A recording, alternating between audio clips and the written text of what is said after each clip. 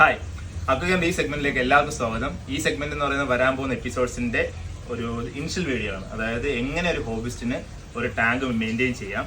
കാരണം പലർക്കുള്ള സംശയമാണ്, ഫിഷ് ഞങ്ങൾ കൊണ്ടുപോയി ചത്തുപോകുന്നുണ്ട്, അതെങ്ങനെ മെയിൻറ്റെയിൻ ചെയ്യാം, ടാങ്കിന്റെ ഫിൽട്രേഷൻ മെത്തേഡ്സ്, എത്ര സൈസുള്ള ടാങ്ക് വേണം, ഇങ്ങനെ തുടങ്ങിയൊരു ബഞ്ച് ഓഫ് ക്വസ്റ്റ്യൻസ് നിങ്ങളുടെ മനസ്സിലുണ്ട്. അപ്പോൾ അതിനെ എല്ലാം സോൾവ് ചെയ്യുന്ന ടൈപ്പ് ഒരു 8-10 എപ്പിസോഡ്സ് ആയിരിക്കും ഈ വീഡിയോസ് വരുന്നത്.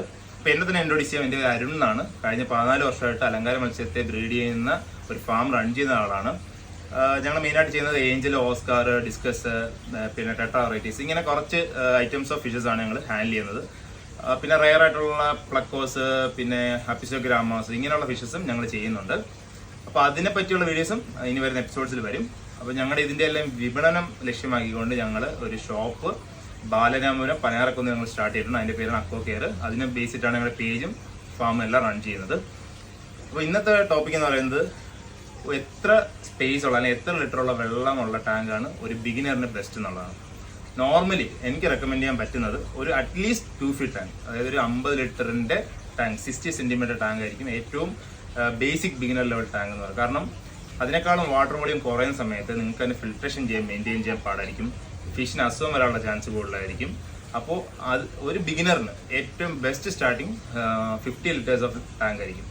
അതല്ല, നിങ്ങൾക്ക് കുറച്ച് നാൾ കഴിയുമ്പോഴത്തേക്ക് അതിൽ കുറച്ച് ഫിഷസിന് ആഡ് ചെയ്യാൻ ആഗ്രഹിക്കുന്ന ഒരാളാണെങ്കിൽ റെക്കമെൻഡ് ചെയ്യാൻ പറ്റും 90 സെൻറ്റിമീറ്റർ, അതായത് 3 ഫീറ്റ് ടാങ്ക് ആയിരിക്കും. ഒരു ഓൾമോസ്റ്റ് ഒരു 180 ലിറ്റേഴ്സ് അതിൽ കപ്പാസിറ്റി ഉണ്ടാവും. അതുപോലെ തന്നെ നിങ്ങൾ ആദ്യം ചെയ്യേണ്ടതെന്ന് വെച്ച് കഴിഞ്ഞാൽ, നിങ്ങളുടെ മനസ്സിൽ ഇപ്പോൾ ഉദാഹരണം ചിലർക്ക് ഗോൾഡ് ഫിഷ് കീപ്പ് ചെയ്യാനായിരിക്കും ചിലർക്ക് താല്പര്യം, ചിലർക്ക് മോൺസ്റ്റർ ഫിഷസിനായിരിക്കും.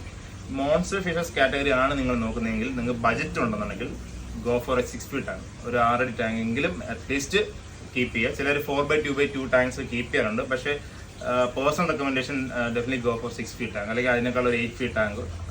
എൻ്റെ പുറകെ കാണുന്ന വീഡിയോയിൽ നിങ്ങൾക്ക് കാണാൻ പറ്റും. ഇത് വന്നിട്ട് 8x2x2 ടാങ്കാണ് കാണുന്നത്. ഇതിൽ നമ്മൾ റീസെൻ്റ് കീപ്പ് ചെയ്യുന്ന അരോണാസും പിന്നെ ഒരു അരാപ്പമ്മയും കീപ്പ് ചെയ്യുന്നുണ്ട്. ബട്ട് അരാപ്പമ്മയ്ക്ക് ഈ ടാങ്ക് പോരാ. ബട്ട് റെക്കമെൻഡഡ് സൈസ് പറയുന്നത് 6 ഫീറ്റ് ടാങ്ക് നിങ്ങൾ ഇത് ചെയ്യുക. പിന്നെ അടുത്ത ടോപ്പിക് എന്ന് പറയുന്നത് പലർക്കുള്ള ചോദ്യമാണ്, കൊണ്ടുപോയി ഫിഷ് 1 വീക്കിനകത്ത് ചാകുന്നുണ്ട്, അതെങ്ങനെ ചാകാതിരിക്കാം. അപ്പോൾ അതെങ്ങനെ ചാകാതിരിക്കുക എന്നുള്ളതിനെ പറ്റിയുള്ള ഡീറ്റെയിൽസ് അടുത്ത എപ്പിസോഡിൽ നാളെ കാണാം. ബൈ.